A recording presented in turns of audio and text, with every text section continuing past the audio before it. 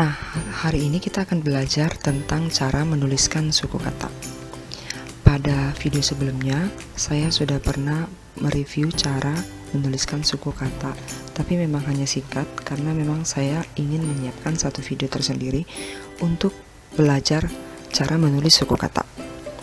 Kalau kalian ingat, pada video sebelumnya ada 4 cara yang saya berikan. Ada yang terdiri dari 2 huruf konsonan vokal, bisa dituliskan mendatar ke samping atau bersusun ke bawah.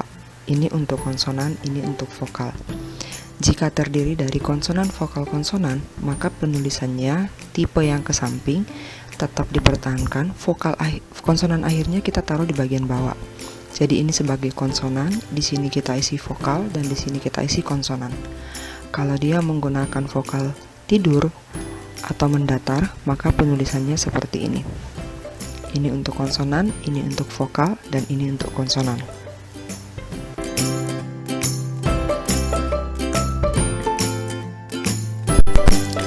Oke, sekarang kita mulai dari penulisan yang terdiri dari dua huruf, yaitu konsonan vokal. Misalnya saya gunakan kata dalam bahasa Indonesia aja. Misalnya kata malu, ma dan lu. Dalam bahasa Korea, huruf M itu dituliskan seperti ini, dan A itu dituliskan karena dia vokalnya berdiri, maka kita tuliskannya di samping seperti ini. Ini ma. Kemudian untuk kata lu, dia terdiri dari L dan U. U itu kalau kalian ingat, dia vokalnya tidur atau mendatar. Jadi kita tuliskan bersusun ke bawah. Seperti ini. Ini dibaca malu. Jadi di sini sudah ada contoh penulisan bersusun ke samping ataupun yang bersusun ke bawah.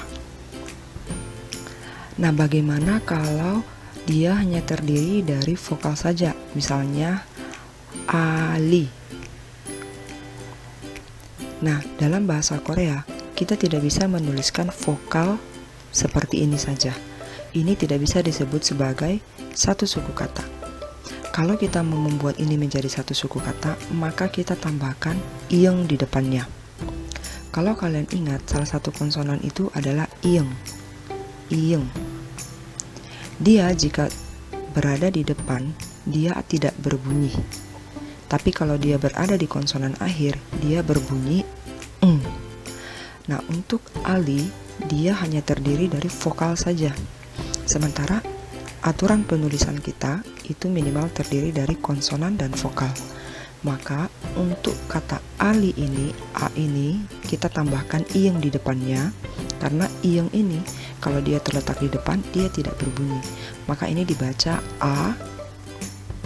Kemudian untuk li-nya tulis seperti biasa, Ali. Nah, ini kita bacanya li. Kurang lebih seperti itu. Saya ingin mereview lebih lanjut sedikit tentang penulisan suku kata yang hanya terdiri dari vokal. Dalam bahasa Korea itu ada beberapa. Misalnya susu. Susu kalau dalam bahasa Korea itu tulisannya seperti ini. Itu hanya terdiri dari U dan U. U. Jadi ini U dan ini U. Tapi sesuai dengan aturan, minimal kalau dia satu suku kata itu terdiri dari konsonan dan vokal. Ini paling minimal. Nah, kalau dia hanya terdiri dari vokal saja, maka kita tambahkan ing di depannya. Karena dia vokalnya tidur, maka tambahkan ing di atas. Seperti ini. Kalau sudah seperti ini sudah kita bisa sebut sebagai satu silabel, dan ini juga sebagai satu silabel. Ini kita sudah bisa sebut menjadi satu kata, yaitu U dan U atau susu. Ini bahasa Indonesianya susu. Contoh yang lain, misalnya umma atau mama. Itu kan terdiri dari ma. Lalu bagaimana kita menuliskan ini? aturan dasarnya itu kan hanya konsonan vokal atau konsonan vokal konsonan. Sementara untuk oma ini dia adalah vokal konsonan. Jadi kita harus menggunakan rumus yang mana nih kalau kita mau menuliskan kata om ini? Kita harus menggunakan yang 3 ini, yaitu konsonan vokal konsonan. Lalu konsonan di depannya kita isi apa? Seperti tadi, kita isi dengan ieng. Jadi tulisannya adalah kurang lebih seperti ini. O dan M. Om. Kalau ini kita sudah bisa menyebutnya sebagai satu suku kata. Jadi kita tidak boleh hanya menuliskannya seperti ini ya. Ini salah. Kita harus tambahkan i yang di depannya supaya dia menjadi satu suku kata. Nah, untuk yang ma biasa aja M dan A. Nah, kalian perhatikan kalau dia suku katanya itu hanya terdiri dari huruf vokal saja, maka di depannya kalian harus tambahkan dengan huruf ieng. Karena ieng itu jika dia terletak di depan vokal, dia tidak memiliki bunyi atau bunyinya hening. Sekarang untuk aturan yang kedua yang terdiri dari 3 huruf, yaitu konsonan, vokal, konsonan. Aturannya boleh bersusun ke samping dan ke bawah seperti ini, atau susun 3 ke bawah, tergantung dari vokalnya vertikal atau vokalnya mendatar. Saya kasih contoh ya. Misalnya saya mau menulis kata makan. Maka suku katanya saya pisah, ma dan kan. Ma berarti huruf M. Karena A itu adalah vokal berdiri, maka penulisannya saya gunakan style yang pertama, ke samping, ma. Kemudian kan itu A-nya itu adalah vertikal, konsonan vertikal. Jadi saya juga masih menggunakan style yang pertama, menjadi K, A, dan N di bawahnya. Nah, ini dibaca makan. Contoh yang lain misalnya jagung. Ja dan gung. Ja itu berarti terdiri dari J dan A, kemudian gung terdiri dari G atau K, itu kan sama dalam bahasa Korea. Kemudian U itu adalah vokal tidur, jadi kita tuliskan ke bawah. Kemudian eng itu adalah ieng. Jagung.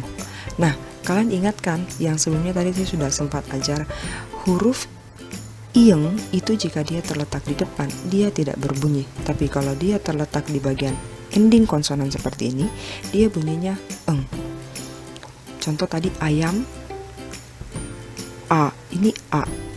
Dia ieng terletak di depan, jadi dia tidak berbunyi. Tapi ketika dia terletak di belakang seperti ini, dia bunyinya eng. Maka ini dibaca gung, jagung. Nah, untuk style yang kedua yang bersusun ke bawah seperti ini. Ingat, style ini kita gunakan jika vokalnya itu adalah vokal mendatar. Saya kasih contoh dalam bahasa Indonesia, misalnya punggung. Nah, ini terdiri dari 2 suku, yaitu pung dan gung. Pung, P itu kita ambil yang ini, P. U itu vokalnya tidur, maka kita taruh di bawah. Lalu eng, ieng, pung dan gung, berarti kiok, ka, kemudian u, kemudian eng. Nah, ini dibaca punggung. Contoh lainnya misalnya lontong. Lon dan tong. Lon berarti kita gunakan L, lalu O, lalu N. Ini lon, kemudian tong kita tuliskan T, dan O, lalu eng. Lontong. Kurang lebih seperti itu. Nah, ini adalah rule yang kedua jika dia menggunakan vokal yang